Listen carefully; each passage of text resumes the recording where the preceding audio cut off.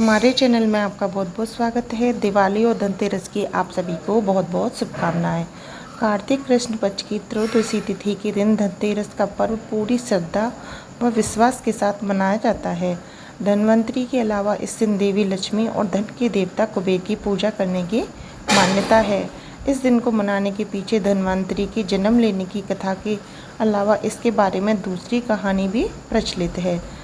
कहा जाता है, एक समय भगवान विष्णु मृत्यु लोक में विचरण करने के लिए आ रहे थे।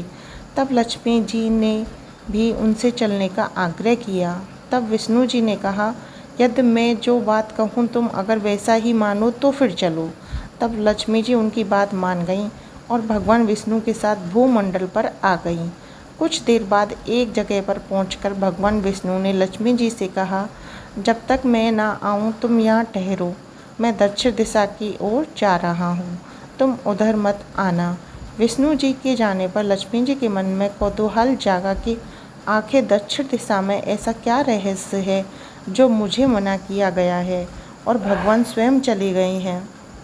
लक्ष्मी जी से रहा ना गया और जैसे ही भगवान आगे बढ़े लक्ष्मी जी पीछे पीछे चल पड़ी। कुछ ही आगे जाने पर उन्हें सरसों का एक खेत दिखाई दिया जिसमें खूब फूल लगे थे। सरसों की शोभा देखकर वह मंत्रमुग्ध हो गईं और फूल तोड़कर अपने श्रृंगार करने के बाद आगे बढ़ीं।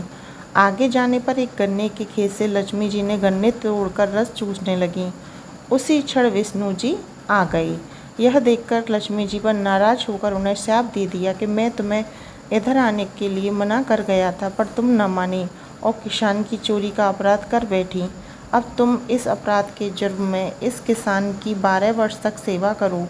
ऐसा कहकर भगवान उन्हें छोड़कर क्षीर सागर चले गए। तब लक्ष्मी जी उस गरीब किसान के घर रहने लगीं।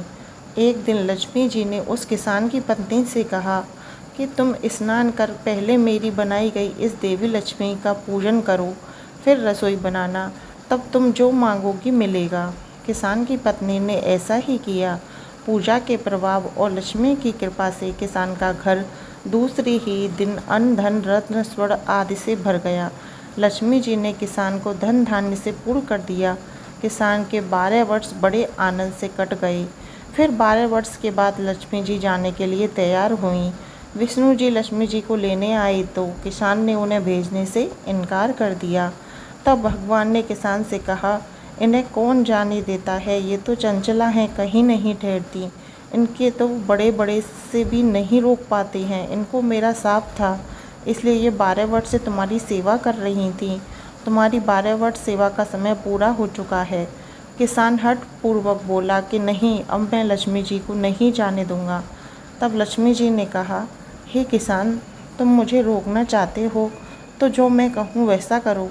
कल तेरस है, तुम कल घर को लीप पोत कर स्वच्छ करना, रात्रि में घी का दीपक जलाकर रखना और सायंकाल मेरा पूजन करना और एक तांबे के कलश में रुपए भरकर मेरे लिए रखना। मैं उस कलश में निवास करूंगी, किंतु पूजा के समय मैं तुम्हें दिखाई नहीं दूंगी।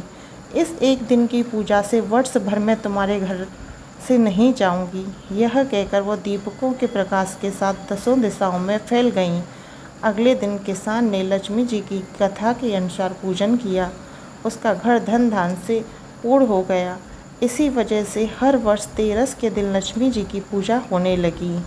तो इस तरीके से धनतेरस की कथा हमारी समाप्त होती है। धनतेरस के दिन इस कथा को अवश्य पढ़ना और सुनना चाहिए। कहा जाता है कि धनतेरस की पूजा तभी सफल होती है तब हम इस कथा को सुनते हैं। तो वीडियो कैसी लगी ये कमेंट बॉक्स में बताएं। वीडियो पसंद आई हो तो चैनल को सब्सक्राइब करें, क्योंकि आने वाले त्योहारों की सारी वीडियो व्रत कथा पूजा विधि आपको हमारे चैनल पर मिल जाएंगी। धनतेरस की आप सभी को बहुत बहुत शुभकामनाएं।